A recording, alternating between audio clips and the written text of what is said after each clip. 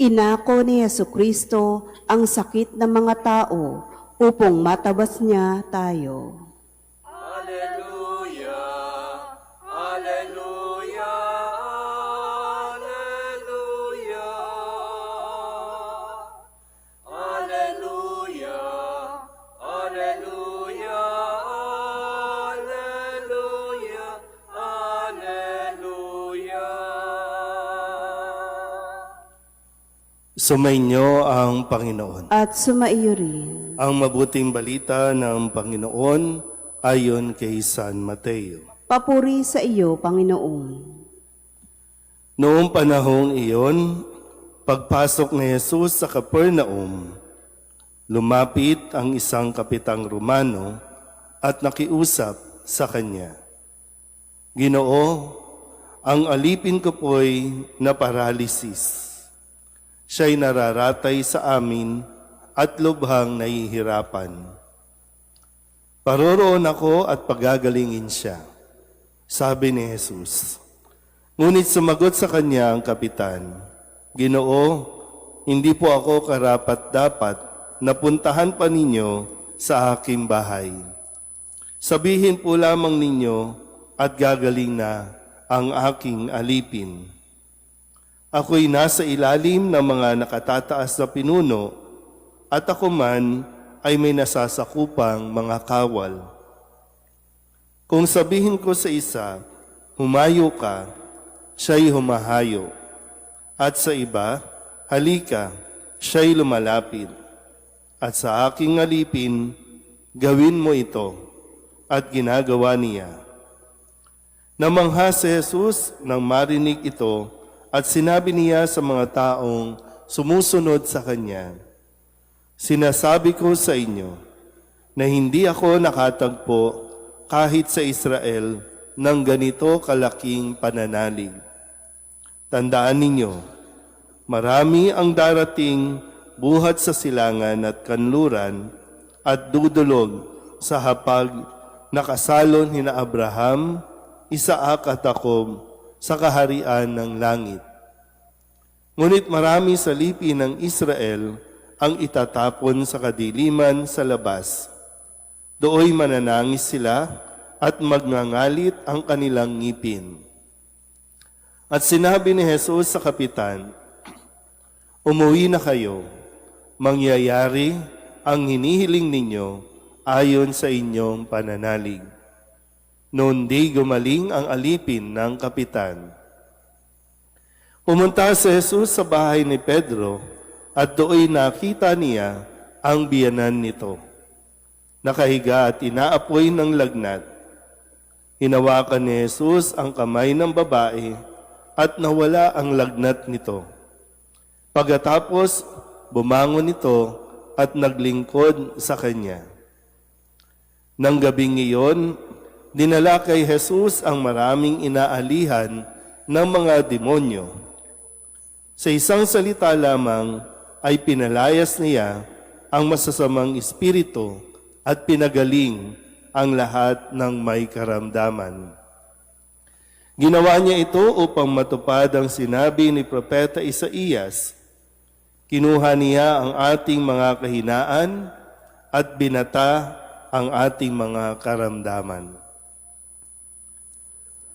Ang mabuting balita ng Panginoon. Pinupuri ka namin, Panginoong Heso Kristo. Isang magandang umaga po sa inyong lahat. Ngayon po ay Sabado sa 12 linggo sa karaniwang panahon. At muli atin pong balikan at pagnilayan ang ilan sa mga salita na ibinigay sa atin ng ating Panginoon sa buong linggong ito at nawa ito'y magsilbing aral at gabay sa pamumuhay natin sa araw-araw.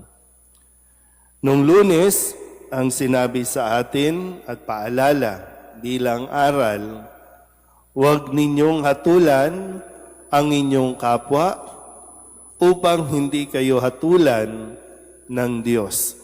So, binigyan din ito ni Jesus na kung paano natin hatulan ang ating kapwa, ganun din tayo hahatulan. At wala sa atin ang sino man, no? Wala sa atin ang mayroong kapangyarihan o karapatang pumatol sa bawat isa. Totoo, nagkakamali tayo, nagkakasala tayo, pero kung ang Diyos ay napapatawad, dapat din tayong magpatawad. Noong Martes, ang sabi ni Kristo, karugtong pa rin ng kanyang mga aral, kaya gawin ninyo sa inyong kapwa ang ibig ninyong gawin nila sa inyo. Sikapin, no? Minsan kasi naisip natin o sa karanasan natin, bakit ganon? Mabuti naman ang ginawa ko, pero bakit pinag-iisipan ako ng masama o bakit ako ginagawan ng masama? Ang pinupunto sa atin, sikapin natin, gawin sa ating kapwa yung gusto nating gawin nila sa atin.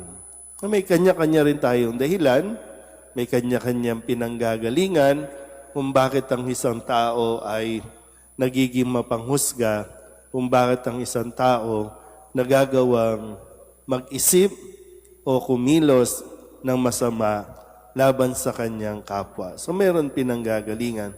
Pero kung anong gusto nating gawin ng ibang tao sa atin, tayo muna ang maunang gumawa nito. I'm sure. Meron ba dito ang gustong gumawa ng masama? Wala naman, no? May mga karanasan lang tayo na nagtutulak sa atin o kaya hindi talaga tayo aware na meron tayong nagagawang hindi maganda sa ating kapwa. Minsan akala kasi natin tama ang ginagawa natin. Noong Miyerkules, ang sabi ni Kristo, yung tanong, nung ipagdiwang natin ang kapisahan ng kapanganakan ni San Juan Bautista, kasabay din nito ang mga isyong kinasasangkutan ng mga kabataan sa ating lipunan. Mayroong mga namamaril, mayroong mga nagbabanta sa kanilang komunidad. Pero yung kagaya ng tanong ng mga tao noon nang isilang si Juan Bautista, magiging ano kaya ang batang ito? O pwede ring pagnilayan natin, ang mga bata ngayon, magiging ano kaya sila? Dahil sa mga nakikita at naririnig sa atin. Kahapon sa balita, ang isang dahilan o idinadahilan ng isa sa mataas na pinuno ng ating bayan kung bakit niya sinabing pinagbabantaan niya ang buhay ng ibang tao nang sabihin ng sagot ay bahagi ito ng freedom of expression. So, hindi ko alam. Kung ganyan ang pananaw natin ngayon, mumurahin ko kayo, pagbabantaan ko kayo, kasi freedom of expression lang ito. So, anong magiging implikasyon nito sa mga kabataan ngayon? So, anong magiging ang mga bata na sinilang ngayon na nakakarinig ng ating mga sinasabi, nakakakita ng ating mga ginagawa?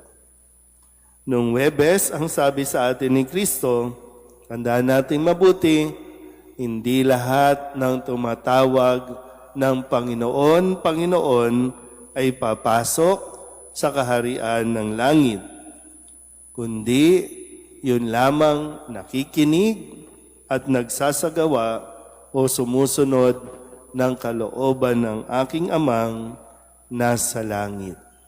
So wala sa dami ng ating ginagawa, wala sa dami ng ating involvement, wala sa dami ng pagsisimba araw-araw, kundi yung pagkatapos ng pagsisimba, paano natin isinasagawa at isinasabuhay ang kanyang mga salita. Kahapon, ipinarinig sa atin na hindi mahirap kausap ang Diyos. Kung meron tayong hinihiling, ibibigay niya ito. Kung tayo po ay nagtataglay ng pananalig sa ating Panginoon. Kaya nung lumapit ang isang ketongin sa Panginoon at ang sabi niya, Panginoon, kung ibig po ninyo, mapagagaling ninyo ako. At ang sabi lang ni Kristo, ibig ko, gumaling ka. Tapos, at gumaling yung may sakit na ketong. At ngayon, sa pagpapatuloy, isang kapitang Romano ang lumapit kay Jesus at nakikiusap, hindi para sa kanya, kundi para sa kanyang alipin. Isang Romano lumapit at humingi ng tulong sa isang Hudyo. Meron niyan pagitan. Kahapon, isang may sakit na ketong, lumapit kay Jesus, bawal yon kasi may sakit. Pero lahat ng ito ay hindi pinansin ni Jesus at hindi ito naging hadlang sa Panginoong Jesus para ipagkait ang kanilang kahilingan. Kaya nga sabi ni Jesus doon sa Kapitang Romano, umuwi na kayo, mangyayari ang hinihiling ninyo ayon sa inyong pananalig. Ayon sa inyong pananalig. Anuman ang lahi, anuman ang relihiyon, anuman ang iyong kahit kasarian, pag lumapit ka sa Panginoon, humingi ka ng tulong sa Panginoon, hindi ka pahihindian. So, tandaan niyo po ha, kasi minsan yung religion natin ang nagiging hadlang para tayo maging mabuting kapwa sa bawat isa. Wala naman pong sinasabi ang Diyos na kapag lumapit ka o nagdasal ka, ay hindi ka Katoliko, hindi ka pwede. Di ba? Wala namang ganon. Kasi kung sa realidad, wala rin naman pinipiling relihiyon ng sakit. Pag nagkasakit, kahit sino ka pa, mayaman o mahirap, magkakasakit ka. Pero yung katulad sa ating pananampalataya, anuman o kung sino man, ikaw sa katayuan mo sa buhay, kung matututo ka lang magpakumbaba, ibaba mo ang iyong sarili, ang iyong posisyon, maniwala ka kay Kristo, manalig ka kay Kristo, ipagkakaloob niya ang iyong hinihiling.